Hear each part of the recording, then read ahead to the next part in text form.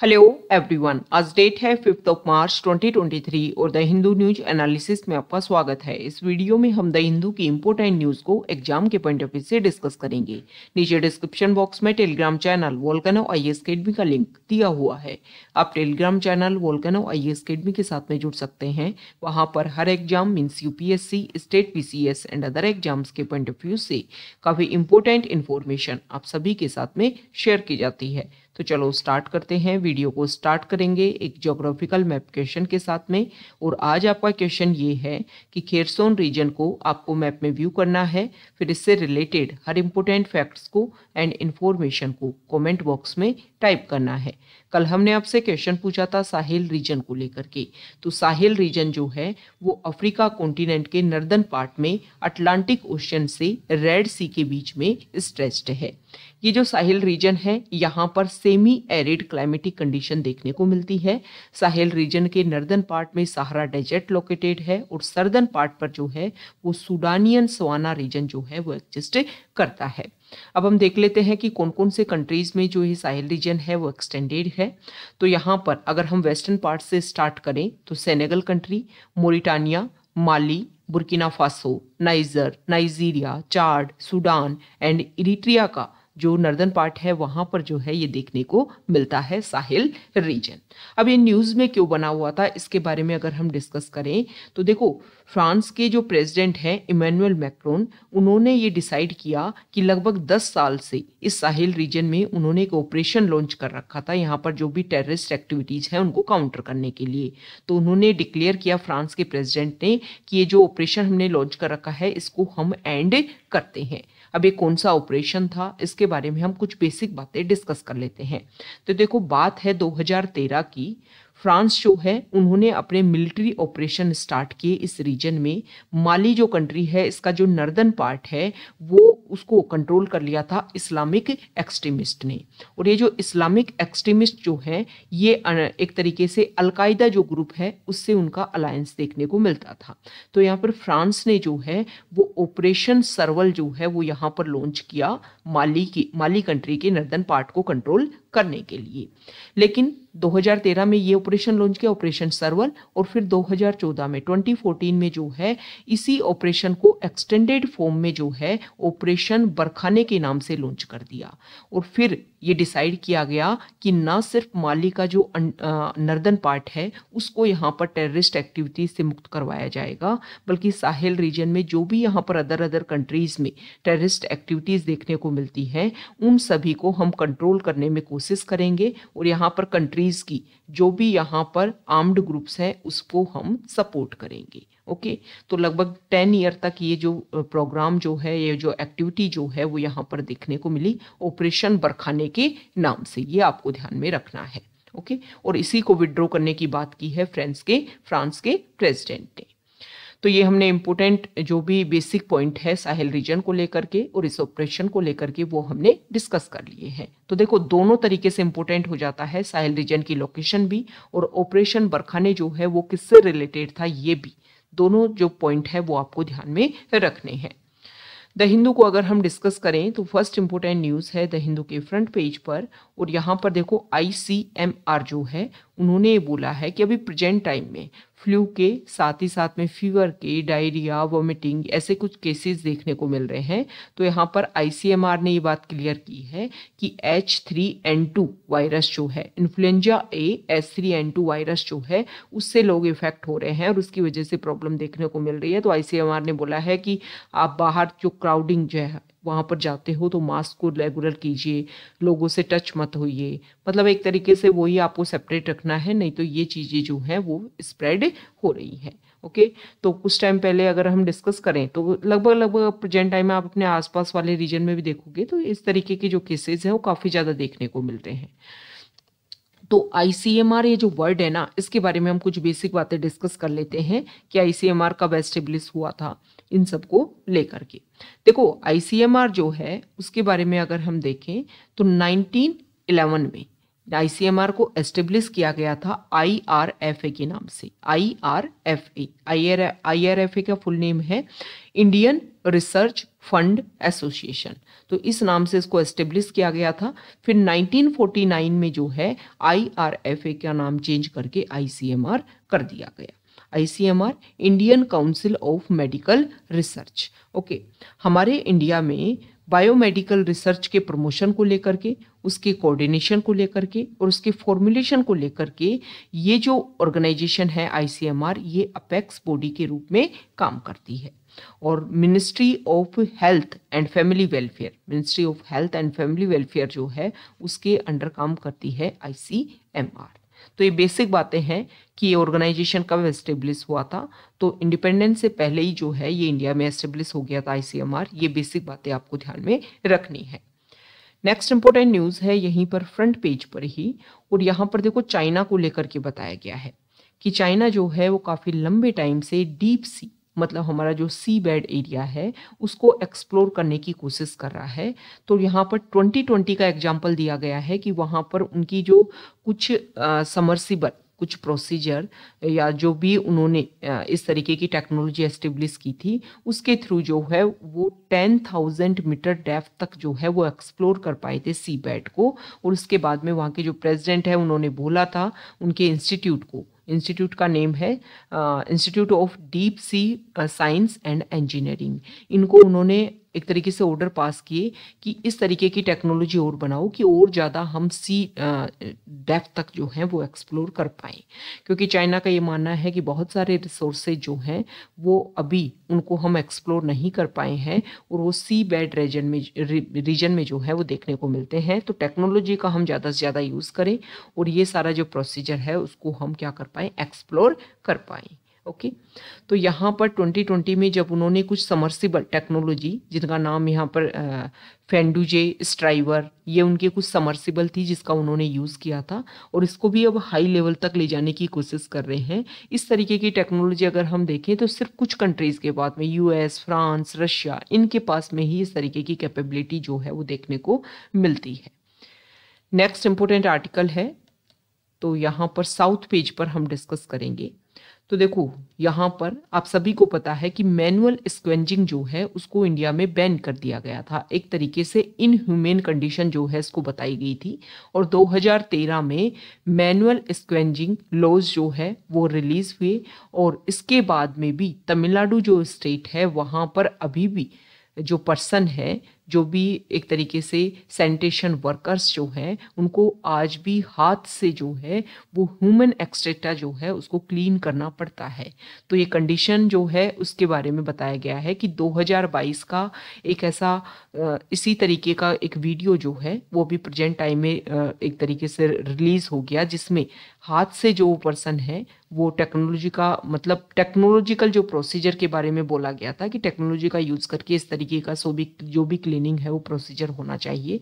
ना सिर्फ इस तरीके का, ना सिर्फ ये प्रोसीजर है कि जो भी आपकी जहाँ पर आप टेक्नोलॉजी एस्टेब्लिश कर सकते हो, इसके अलावा जैसे कोई ग्राउंड एरिया है वहाँ पर मान लो कि वीकली बेसिस पर या मंथली बेसिस पर जो है वो कोई विलेज फेयर जो है वो लगता होगा, तो उस ग्राउंड में ओपन डेफिकेशन की वजह से काफ़ी ज़्यादा ह्यूमन एक्सट्रैक्टर देखने को मिलता होगा। तो उन सबको क्लीन करने के लिए जो भी सैनिटेशन वर्कर्स है उनका यूज़ किया जाता है आज भी। तो ये चीज़ें जो है ना वो हमें एक बात शो करती हैं कि कोई भी आप लॉ बना लो, कोई भी आप एक्ट बना लो, जब तक लोगों को उसके बारे में पता नहीं है और स्पेसिफिक अगर हम बात करें, एडमिनिस्ट्रेशन उसको अच्छे से लॉन्च नहीं करेगा, अच्छे से इम्प्लीमेंट नहीं करेगा, लोगों को उनके राइट्स के बारे में नहीं बताएगा, तब तक जाकर के उस लॉ का जो है वो ग्राउंड लेवल पर कोई रिजल्ट नहीं आने वाला है। ऐसे हमने बार बार जो है वो बहुत सारे ऐसे केसेस को देखते हैं कि गवर्नमेंट ने नई लॉ बना दिए, गवर्नमेंट ने जो है जुडिशरी ने उसमें टाइम टू टाइम नई इंटरवीन कर दिए, लेकिन फिर भी जो है वो ही पुराने तरीके से वो लॉ जो है वो इम्प्लीमेंट होते रहते हैं। तो इसमें बेसिक चीज़ क्या है? बेसिक चीज़ ये होनी चाहिए कि इस तरीके के जब भी कोई लॉ बनते हैं उसको लेकर के एडमिनिस्ट्रेशन की ये रिस्पॉन्सिबिलिटी हो और एडमिनिस्ट्रेशन इस बात के ऊपर फोकस करे, ओके, क्योंकि एडमिनिस्ट्रेशन जो है वो डायरेक्टली कनेक्टेड है। साथ ही साथ में हमारे जो पॉलिटिकल लीडर्स हैं वो जब भी मीटिंग करते हैं, हम देखते हैं कि बहुत बार जो है वो आरोप प्रत्यारोप दूसरी पार्टी के ऊपर एलिगेशन, अगर वो इसकी जगह ये काम करे ना कि हमारा इंडिया का जो यूथ है, जो हमारे सिटीजन है, उनके लिए क्या क्या राइट्स हैं, उनकी क्या क्या ड्यूटीज़ हैं, तो आज मुझे लगता है और आप सबको भी लगता होगा कि हमारे जो कॉन्स्टिट्यूशन की वो बहुत सारी अवेयरनेस जो है वो हमारे सिटीजन में होती। अगर आप किसी पर्सन से बात करोगे तो बहुत सारे लोगों को यही नहीं पता कि अच्छा ये इस तरीके की रूल बुक है, उसको लेकर के जो हमारी गवर्नमेंट है उस तरीके से काम करती है। वो अगर आप रूरल एरियाज़ में जाओगे ना, जहाँ पर एजुकेशन लेवल थोड़ा कम है, उन लोगों को लगता है कि पॉलिटिकल लीडर्स ही सब कुछ है। उनको ये नहीं लगता कि हम जिता करके उनको भेजते हैं, हमारे हाथ में पावर है। तो ये अवेयरनेस जो है ना पार्टी चाहती है कि लोगों के पास में जाए, क्योंकि जितनी ज़्यादा अवेयरनेस आएगी उतनी ज़्यादा क्वेश्चंस आएंगे तो उनको उसके अकॉर्डिंग वर्क करना पड़ेगा। तो इन सबको जो सेटल डाउन करने के लिए वो चाहते हैं कि सिर्फ जो है वो कास्टिज्म, रिलीजन, इन सब में लोगों को उलझा करके रखो। अगर इनसे हम बाहर निकलते हैं तो 75 ईयर ऑफ इंडिपेंडेंस के बाद में भी जो बेसिक पॉइंट है उनमें हम लैक नहीं रह पाते। तो बेसिक चीज़ ये है, हम यूथ हैं, हम जो है वो चाहें तो हमारे जो नेक्स्ट जनरेशन है या जो हमारे इंडिया का जो स्ट्रक्चर है उसमें हम चेंज करने में इम्पोर्टेंट रोल प्ले कर सकते हैं। हम स्टडी कर रहे हैं, चाहे आप यूपीएससी की तैयारी कर रहे हो, स्टेट पीसीएस या किसी भी एग्जाम के प्रिपरेशन कर रहे हो, तो कॉन्स्टिट्यूशन वाला पार्ट जो है, पॉलिटी वाला पार्ट जो है वो हर एग्जाम में पूछा जाता है। और चाहे मजबूरी में आप मान लीजिए सभी स्टूडेंट जो है इसको पढ़ते हैं, लेकिन मेरा ये मानना है कि आप इसको मजबूरी में ना ले करके एक अच्छे से, मतलब आपका एक इंटीग्रल पार्ट है आपकी, आप कोई रिलीजियस बुक पढ़ो ना पढ़ो, आपको कॉन्स्टिट्यूशन जो है वो ज़रूर पता होना चाहिए। सबसे स्पेसिफिक आपको पता होना चाहिए 4th ए के बारे में, जिसको बाद में जोड़ा गया फंडामेंटल ड्यूटीज़ के बारे में, कि हमारी क्या क्या रिस्पॉन्सिबिलिटी है, और कम से कम उन रिस्पॉन्सिबिलिटी को एज ए सिटीजन जो है वो हम कंप्लीट करने की अगर कोशिश करें तो हमारे इंडिया में काफ़ी ज़्यादा रिवोल्यूशन जो है वो आ सकता है। कुछ भी नए लॉ बनते हैं उसको लेकर के उसको हम हमारे आसपास वाले एरिया में जो है वो एक अवेयरनेस जो है वो क्रिएट कर सकते हैं।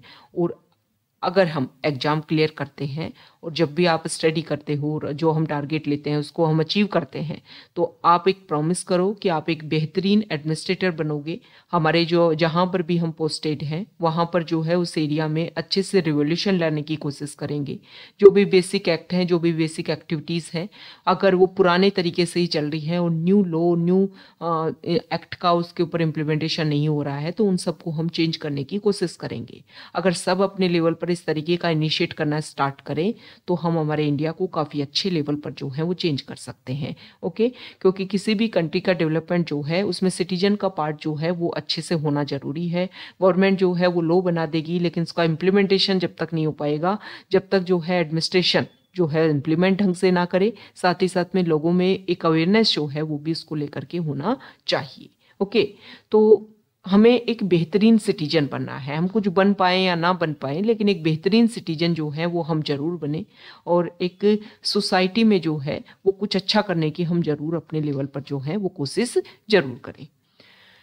नेक्स्ट इम्पोर्टेंट आर्टिकल है, यहाँ पर न्यूज़ पेज पर हम डिस्कस करेंगे। तो यहाँ पर कुछ सर्वे जो है वो पॉलिटिकल पार्टीज़ को लेकर के पब्लिश हुआ है, हम यहाँ पर डिस्कस कर लेते हैं। तो देखो यहाँ पर बताया गया है, एक रिसर्च हुआ है और इसमें देखने को मिला है कि ये जो सी हॉर्स जो हैं इनकी पॉपुलेशन हमारा जो ईस्टर्न कोस्ट है इंडिया का वहाँ पर देखने को मिलती थी।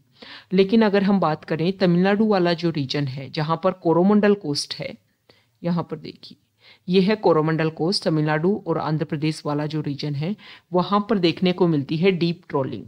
ओके, फिशिंग को लेकर के डीप ट्रोलिंग होती है, जिसकी वजह से ये सी हॉर्सेज जो है ये क्या कर रहे हैं, ये अपने आप को डाइवर्ट कर रहे हैं। मतलब यहाँ से ये जा रहे हैं उड़ीसा वाला जो रीजन है वहाँ पर, जो कोस्टल रीजन है वहाँ पर इनकी पॉपुलेशन जो है वो ज़्यादा देखने को मिल रही है।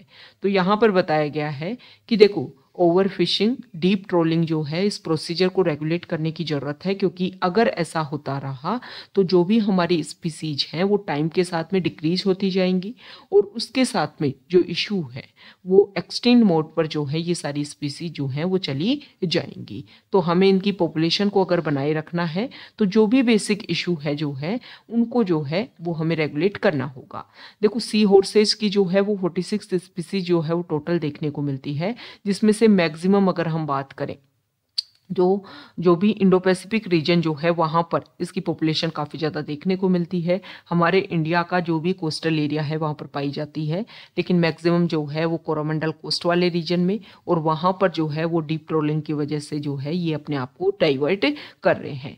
देखो ये जो सी हॉर्सेज जो है ना, इनका काफ़ी ज़्यादा यूज़ किया जाता है। जैसे कि अगर हम बात करें तो प्रेजेंट टाइम में वनरेबल कैटेगरी में आते हैं, और ट्रेडिशनल चाइनीज़ मेडिसिन जो है उनको बनाने के लिए as an ornamental fish combined with general destructive fishing and fisheries bycatch, इसके थ्रू जो है इनकी पॉपुलेशन डिक्रीज हो रही है और इन सब में इनका यूज किया जाता है। ओके, तो यहाँ पर बताया गया इस आर्टिकल में कि इनको कंजर्वेशन करने की इसको ज़रूरत है।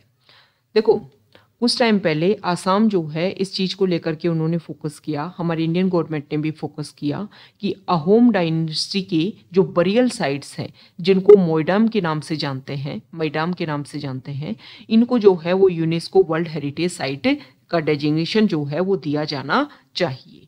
अब इसको लेकर के यूनेस्को की जो टीम है उन्होंने इसको रिव्यू किया होगा और इस बात को लेकर के क्लैरिफिकेशन देखने को मिला है कि यूनेस्को वर्ल्ड हेरिटेज साइट की जो भी इम्पोर्टेंट गाइडलाइंस है या जो भी इम्पोर्टेंट क्राइटेरिया है उन सबको कंप्लीट करता है ये साइट, तो इसको जो है वो डेजिग्नेशन मिल जाएगा। ओके, तो यहाँ पर हम अहोम डायनेस्टी की बात कर लेते हैं। देखो अहोम डायनेस्टी जो है उनके फाउंडर मेंबर का नाम आपको ध्यान में होना चाहिए। फाउंडर मेंबर थे अहोम डायनेस्टी के चोलोंग सुक्पा। ओके, अब ये जो चोलोंग सुक्पा है इन्होंने 13th सेंचुरी में जो है वो यहाँ पर एस्टेब्लिश किया असम वाले रीजन में अहोम डायनेस्टी को, और ये जो अहोम डायनेस्टी है उन्होंने जो है वो 1820 से 1826 तक, मतलब लगभग 6 सेंचुरी जो है उन्होंने 600 ईयर्स तक लगभग उन्होंने यहाँ पर रूल किया अहोम डायनेस्टी ने। ओके, 1820 के टाइम में जो है वो ब्रिटिशर्स ने इस एरिया को, इस प्रोविंस को जो है एनेक्स कर लिया था, और फिर जो है वो ट्रीटी ऑफ यान डाबू जो है वो उनके बीच में हुई, और इस ट्रीटी के बेसिस पर ये एरिया जो है वो ब्रिटिशर्स के अंडर आ गया था। तो यहाँ पर अहोम डायनेस्टी का जो भी रूलिंग पीरियड जो है वो काफ़ी लंबे टाइम तक देखने को मिला था आसाम वाले रीजन में। नेक्स्ट इंपोर्टेंट आर्टिकल है, यहाँ देखिए साइंस पेज पर, और देखो यहाँ पर बताया गया है कि स्क्रब टाइफस जो एक लाइफ थ्रेटनिंग इन्फेक्शन है जो ओरिएंटिया टुसु मुसी बैक्टीरिया जो है उसके थ्रू होता है, और एक मेजर पब्लिक हेल्थ थ्रेट है साउथ और साउथ ईस्ट एशिया में। इसमें अगर हम एस्टिमेशन की बात करें तो 1 मिलियन केसेस जो हैं वो साउथ और साउथ ईस्ट एशिया में देखने को मिलते हैं, जिसमें से 10% जो है वो मोर्टेलिटी। इंडिया जो है वो इस डिजीज का एक तरीके से हॉट स्पॉट है, और 25% जो टोटल डिजीज का बर्डन है वो इंडिया में देखने को मिलता है। तो यहाँ पर एक बात बताई गई है कि स्क्रब टाइफस जो है, देखो इसको लेकर के कोई क्लियर कट ट्रीटमेंट इसका नहीं है, सिर्फ एक अवेयरनेस के थ्रू जो है इसके केसेस को कम कर सकते हैं। स्क्रब टाइफस जो है वो ह्यूमन बॉडी में ट्रांसफर होता है, जो बहुत ही टाइनी जो भी इम्पोर्टेंट एक तरीके से बैक्टीरिया जो होते हैं उनके जो इन्फेक्टेड लार्वा जो होते हैं, ओके, टाइनी इन्फेक्टेड लार्वा की बाइट से ह्यूमन में ट्रांसफर देखने को मिलता है। और देखो जुलाई से मार्च के बीच में जो है ये माइट्स जो है वो ब्रीड करते हैं, इनका जो लार्वा स्टेज जो होता है उनको ब्लड मील चाहिए होता है, और इसीलिए ह्यूमन को बाइट करते हैं, और इसी की वजह से स्क्रब टाइफस डिजीज जो है फैलता है। तो इसको लेकर के यहाँ पर एक रिसर्च हुआ है कि अगर हम 2 थेरेपी का कॉम्बिनेशन करके लोगों को ऊपर इसको इफेक्ट करते हैं, इम्पैक्ट जो है वो इसका काफ़ी अच्छा देखने को मिलता है, और साथ ही साथ में जो है वो मोर्टेलिटी रेट भी इसमें डिक्रीज होती है। ओके, नेक्स्ट इंपोर्टेंट आर्टिकल है, यहाँ देखिए FAQ पेज पर, और यहाँ पर हम डिस्कस करेंगे इम्पोर्टेंट आर्टिकल है। पहले तो हम ये देख लेते हैं कि नागालैंड, हमारा जो नॉर्थ ईस्ट है, वहाँ पर अभी असेंबली के इलेक्शन के रिजल्ट डिक्लेयर हुए। तो नागालैंड में पहली बार 1963 में नागालैंड जो है वो स्टेट के रूप में एस्टेब्लिश किया गया था। और उसके बाद में यहाँ पर बहुत बार असेंबली के इलेक्शन हुए। फर्स्ट टाइम जो है वो 2 वीमेन लेजिस्लेटर जो है वो यहाँ पर जीत करके आई हैं। और नागालैंड की फर्स्ट वीमेन लेजिस्लेटर जो है उनका नाम है हेकानी जाकालू। ओके, और दूसरे पर्सन का जो नेम है वो भी आपको ध्यान में होना चाहिए, जिसके बारे में हमने पहले भी डिस्कस किया था। यहाँ पर देखिए, एक सेकेंड, यहाँ पर नेम दे रखा है उनको। और 1-2 दिन पहले जब आया था ना, तब भी हमने इनके बारे में डिस्कस किया था। एक सेकेंड,